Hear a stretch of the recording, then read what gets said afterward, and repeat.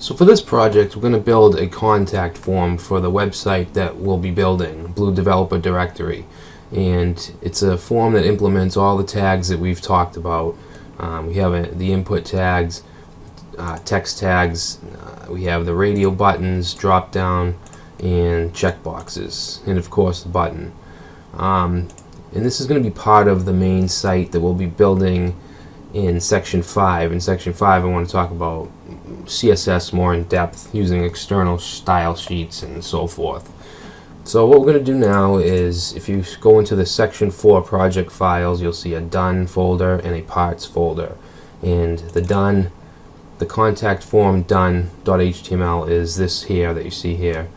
What we're going to do is go into the parts folder and the page body HTML, grab that, copy it, and open a new file, paste it, and I'm going to save it as index.html. And you won't have this file in your folder. You can go along with the video and create it in the project files folder. Alright, so if we open that, you gotta open it with Chrome. And you don't need to use Chrome, you could use Firefox, IE, whatever you use. And you'll see we have the base layout, the design, we have the header, we have a heading for contact us, and then we have a paragraph. And if you look into the index HTML or page body, whatever you're using, you'll see we have some comments, and we have a comment that says form here. This is where we're going to put the form. Now we do have just the form HTML right here in form.html, but I'm actually going to go through it and type a little bit just so you can really get down the syntax. I think it'll be more helpful than just pasting the entire thing. So we're going to do that now. And the first thing we need to add is the opening form tag and then the close form tag. Now this itself isn't going to do much. We need a processor for the form, and like I said before, that's not going to be HTML. It's going to be maybe PHP or another type of language that can actually process the form. But we are going to add the action attribute, which would point to that file. I'm just going to make up a file and say process.php. So that's the action attribute. Next we need the method, and the method, like I said before, we're not going to get into this. This is more server-side stuff. I'm just going to put post. Now in the form is where we'll put all our input tags. And what I'd like to do is, if we go back to the done deal, you'll see we have this. These are labels: the full name, email address. And what we do is we connect these labels to these forms through a label tag. So what I'm going to do here is do an open label tag and a closed label tag. And in between that, we're going to do, we're going to do full name. And the label gets an attribute which is called for. And that's going to match the input field's name. So we're going to call this name to reference the full name input. And right under the label, now the label is inline. It's not a block. So if we can put stuff right after it. So if we, for instance, type test and save, and we reload, you'll see test comes right after full name. If label was a block element, then test would be on the next line. And that's what we want. We want the input to be on the same line as the label. So now we're going to do input type. Your inputs always need a type, and ours is going to be a text box, so just text. Now here we want to do the name. We want the name element, the name attribute, to be name, just like above, just like the label for element. Now the input tag doesn't need a closing tag. This is all we have to do. If this was XHTML, we'd have to add this slash, but this isn't XHTML, so we're not going to do that. So I'm going to save, and if we reload, we'll see we have the input form. I mean the input field, sorry. And I actually want to wrap every label input combination inside a paragraph, just to add some style and some spacing. I'm actually going to move this over, so each input will have it will be in a paragraph tag with its label. So next we're going to do our paragraph tags, and next, let me just see, we're going to do an email address field. So we want to do label for, and we'll call this just email, and we'll say email address, close the label, and now we want the same thing. Input type will be text,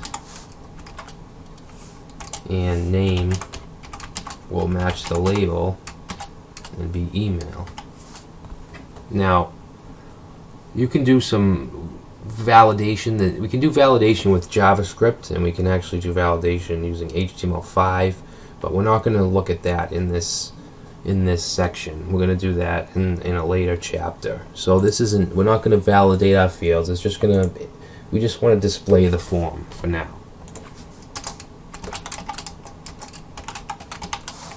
And next, I just want to do one more input, one more text field. So I'm just going to copy this, and we're going to change this to phone.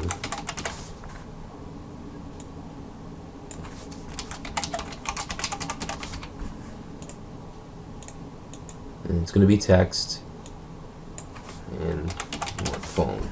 Alright, so that's going to be it for the text field. So I'm going to save this and reload, and you'll see we have our 3 text fields. The next thing I want to do is going to be the radio buttons, best time to call. I'm going to have 3 options. So I'm going to open a paragraph, because we're going to put every field in paragraph tags, not just the text. And what I want to do here is do the label, just like above. And it's going to be for, we're going to call it call. And in between the label tags, we're just going to write best time to call.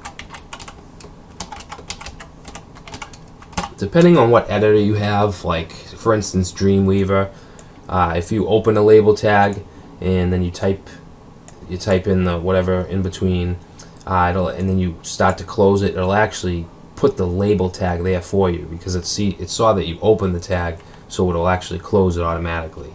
Notepad++ doesn't have features like that, but you can get editors that will help you code like that. But for now, it's actually good that you actually type it out just while you're learning. So the next thing we're going to do is we're going to do an input tag, just like above, but it's going to be type radio. And next we're going to name it. We're going to do call. The name will associate it with the label, which has for call. So this will be name call. And let's see, we want to give this option, this radio button, a value, and we're gonna do morning for this value, for this particular button. And yeah, we're just gonna do that for now, and I'll save it and reload. Oh, one thing I forgot is to actually write morning. Save. And what I'm going to do here is, let me see, what do we got here? You'll see we have this spacing here between the labels and the input. We're going to do that in a minute. So right now it's going to look all squished together and it doesn't look very good, but we're going to do the styling after. So next, let's just copy this, paste it, paste that, and now we just need to change the values. the value and the text. So here we'll have afternoon, and then afternoon, and change this to evening, change that, evening. Alright, so now we'll save it, reload. Now we have our three options. Now, if someone goes to the page and you want to pre-select one of these, we can do that pretty easily. And you do that by, you go to the input tag that you want to be checked when they first go to the page, and you just put in the text checked. So I'll save that, and then we'll go to this page again, and you'll see morning is checked. Yeah, I could actually, just to demonstrate, I'll put it here, save, and now if we reload, afternoon is pre-checked. So that's a pretty nice feature that you probably use quite a bit with radio buttons. I'm just going to keep the first one checked. Alright, so next, what are we doing next? Next we're going to do the budget field, and it's going to be a drop down with some pre-filled options. So once again, we'll do the paragraph tags, and here the select list drop down isn't actually an input tag, it's a select tag. So we're going to do select, and oh sorry, we got to do the label first. So I'm just going to copy this just to move things along, and we'll call this, what is this going to be called? Budget.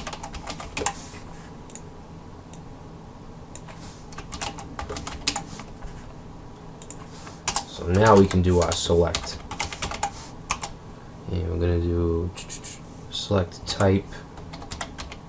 It's going to be list, and name is going to be budget to match the label field, and that should be it. Now let's just close. Select tags you do need to close, and in between the select tags you have the option tags.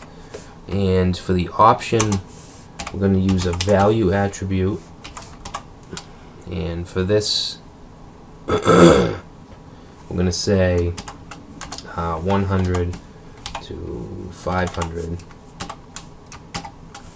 Now we're going to close the option tag, and in between that will be the text that the user is going to see. So we'll do 500 to, I'm sorry, 100 to 500. Now let's just save this, reload, and you'll see we have the drop down with one value. What I'd like to do here is actually create an option above it and just do select one and close the option. This will make sure that we don't have any value pre-selected. So you'll see we have select one, and then they can choose. And I'm just going to paste in the rest of the options just to save some time. So I'll reload, and now we have all our options. Alright guys, so now we got one more input field we want to put in this form. So let's go to the original, and the last thing we need to do is add these services needed checkboxes. I actually have these in a table. We have 3 rows, and 2 columns. So I'm not going to type all that in. I'm just going to copy and paste it, just to save some time because we're getting a little late in the video. So I'm just going to paste it, and I'll go over it real quick. We have the paragraph tags, the label, and we have a table with the 3 rows and 2 columns each.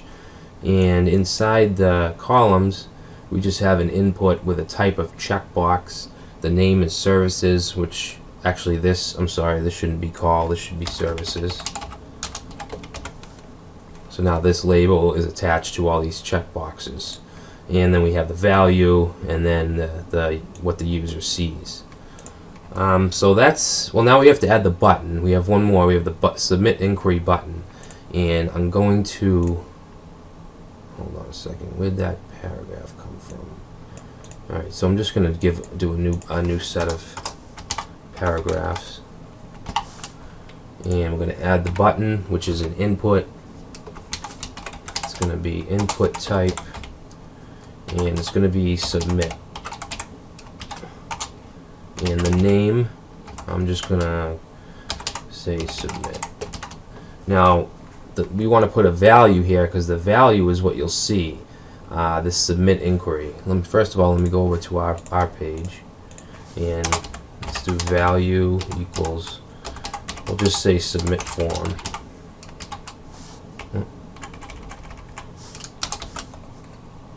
Okay. Just check this real quick. Alright, so I'll save, reload. There's our table of checkboxes, and we have the submit form button. So the table is complete. The form is complete. I just wanted to add one or two things here. I want to get this away from the edge. It looks a little smushed on the edge, so what I want to do is move that over, and that is the main div right here. We have one main div which is around everything down here in the body. And I want to add a style, and I just want to do a padding left. We'll just say 10 pixels.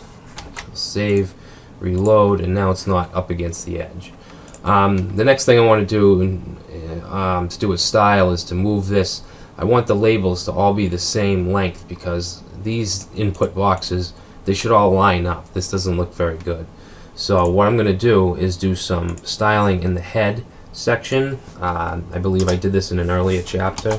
I'm just going to add the style tags, and then we can do our styling in here. And what I want is I want to take the labels, so I'm just going to write label, and then we can put all the styling for the label inside here. And what I'm going to do is I'm going to display an inline block so that they can be on the same level, and then I just want to give a width. I'm just going to say a width of 150 for all the labels. So I'll save that, reload, and that looks much better. Everything's lined up. All the tables are 150 pixels wide, so I think we're pretty much there. Like I said, the next section we're going to be doing some CSS, some style sheets, and just making the site come together.